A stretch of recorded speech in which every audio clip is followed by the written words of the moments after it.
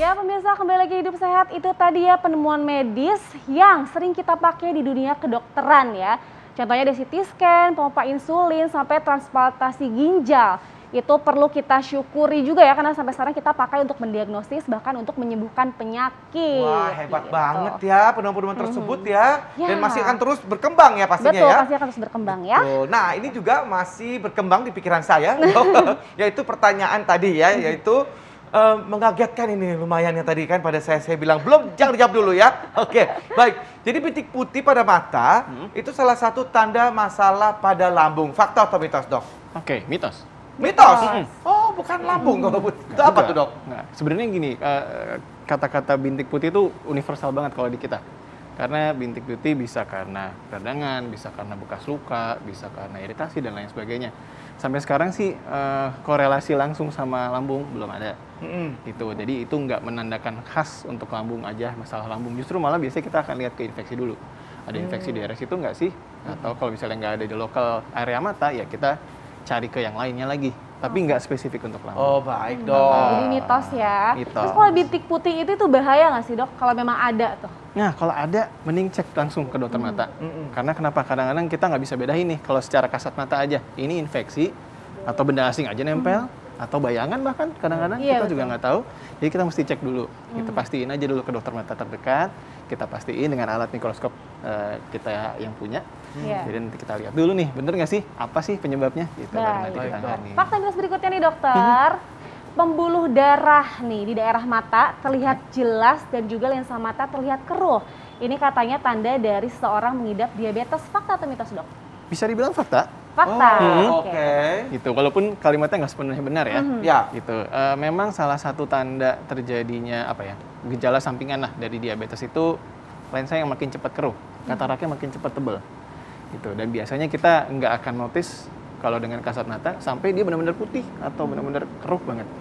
Atau yang ngalamin sih, yang ngerasa ya burem banget atau apa. Nah itu emang salah satu tanda diabetes itu si lensanya jadi gemuk, jadi lebih tebel karena dia kan minum apa nutrisinya dari glukosa juga. Iya, gula. Itu, jadi ya otomatis gulanya makin banyak, makinlah dia tebel. Oke. Nah, gitu. Dan lensa mata keruh ini tuh harus ke dokter ya. Kita nggak bisa lihat sendiri tuh, kalau dokter lihat Iya, sendiri nggak bisa, itu harus betul. pakai alat khusus. Dokter yang gitu. tahu ya. Nah, ini Iya. fakta mitos selanjutnya nih, Dok. Oke. Ini yang berhubungan dengan tekanan darah tinggi, Dok. Nah, ini gimana tuh? katanya jika pembuluh darah di mata menunjukkan gejala tegang gitu, Dok, itu dan memicu air mata, itu tanda tekanan darah tinggi. Fakta atau mitos, Dok? Bisa dibilang mitos. Oh, mitos. Oke. gitu. Memang aku kebetulan punya darah tinggi juga, tapi nggak sampai mata gitu-gitu banget Iya. ya. Biasanya justru kalau darah tinggi kita lebih lihatnya di dalam, di retinanya. Oh, gitu. Darah retinanya seperti apa? Oh. Ada perdarahan nggak sih? Jangan-jangan ada yang pecah seperti itu. Tapi kalau di luar atau Iya. tadi kerasa kayak tegang seperti itu, justru kita lebih perhatiin ke tekanan matanya. Tekanan Di dalam mata? bola matanya sendiri. Ah, Gitu. Lagi tinggi nggak sih? Gitu. Jangan-jangan tekanan di dalam matanya sendiri yang lagi tinggi. oh. Bisa sih relate sedikit dengan hipertensi. Kalau menurut penelitian memang beberapa ada yang mengkaitkan tekanan darah yang tinggi dengan tekanan bola matanya yang juga tinggi. Karena kan dia cairan di dalam mata itu diproduksi juga di dalam Iya, betul. darah gitu. Jadi kalau naik tinggi ya otomatis tekanannya naik juga. Oke. Tapi nggak ke Dok, ini hipertensi. mata saya kan kebetulan nih pinggirannya kayak ada ada warna-warna putih-putihnya gitu, Dok. Itu normal apa gimana, Dok? Putih-putih ya? Iya, Dok. Oke. Putih-putih di sekitar yang hitam itu ya? Iya, iya benar-benar. Nih tuh lihat tuh, Dok. Ini maaf saya boleh nanya nggak umurnya? Iya, Dok. Kenapa, Dok? Umurnya berapa ya? Masih 20, Dok. penting Iya. untuk diagnosis. 4, Dok. Aku dari kecil udah begini, Dok. Oh ya? Iya. Oke. Jadi orang bilang katanya orang ini 20-24 tahun yang lalu, Dok. Jadi ada yang bilang kayak pakai soft lens ya katanya gitu. Enggak, aku pakai soft lens kok, aku begini. Bagus ya mata lo gitu. Tapi aku takut juga sih maksudnya pinggirannya Apa ada gitu ya? putihnya gitu kayak sebenarnya. Tapi Tipis sih rasa ya. apa sih, Dok? Oke, jadi gini, kalau usianya udah di atas 45 atau Ya. 40 ke atas lah, itu bisa dibilang hampir semua orang yang umur segitu bisa punya. Kita bilangnya arcus senilis. Jadi dia kayak semacam tipis lingkaran putih di pinggir kornea gitu ya. Nah, itu biasanya disebabkan karena deposit dari lemak. Lemak. Memang Berhubungan dengan lemak. kolesterol? betul. Kolesterol kan ya salah satu juga ya, gitu. Bentuk lemak dalam tubuh kita kan kolesterol, trigliserid dan lain sebagainya. Dia bisa tersimpan di dalam jaringan kornea gitu. Kalau misalnya ketinggian atau apa, dia bisa numpuk tuh di situ. Dan makin tua biasanya makin tebel gitu. Tapi kayak katarak gitu nggak dok sih dok? Beda. Kalau beda. katarak di dalam. Oh katarak itu di dalam ya. Lensanya. Oke baik. Betul. Tapi sebenarnya mengganggu nggak sih dok itu dok? Membahayakan nggak dok? Karena posisinya di pinggir, dia nggak akan mengganggu secara fungsi. Oke, malah jadi malah bikin bagus ya dok. Estetik ya. Jadi bule-bule gitu mata saya dok. Oke, dokter ini fakta mitos selanjutnya nih dok. Oke. Melotot nih Kak Bekti, Ya. melotot nih katanya ini salah satu tanda penyakit tiroid. Nah, fakta atau mitos? Langsung jawab ya. Ya. Itu fakta. Fakta. Ya. Jadi melotot seperti apa dok itu bisa jadi dikondisikan tiroid? Jadi kalau kita lihatnya, biasanya kan nih kalau Mas Bekti nih sekarang lihat saya gitu dengan pola mata yang biasa, Ya. pasti bagian atas kornea kita akan tertutup sedikit sama kelopak. Ya. Nah, ada orang-orang tertentu ya seperti yang sedang menderita tiroid gitu ya, penyakit tiroid, dia akan lebih kelihatan melotot. Kadang-kadang memang posisi bola matanya agak ke depan sedikit gitu, karena dia terdesak sama pembesaran rongga-rongga mata dan otot-otot di dalam bola mata. Itu akhirnya dia lebih kelihatan menonjol, terus bola mata kita yang korneanya kelihatan semua tuh bulat gitu. Nah, itu mesti hati-hati. Biasanya diseringin juga dengan berair. Iya. Habis itu kalau ngelihat bisa double. Gitu. Terus kalau misalnya nutup mata dia nggak nutup full bisa juga. Gitu.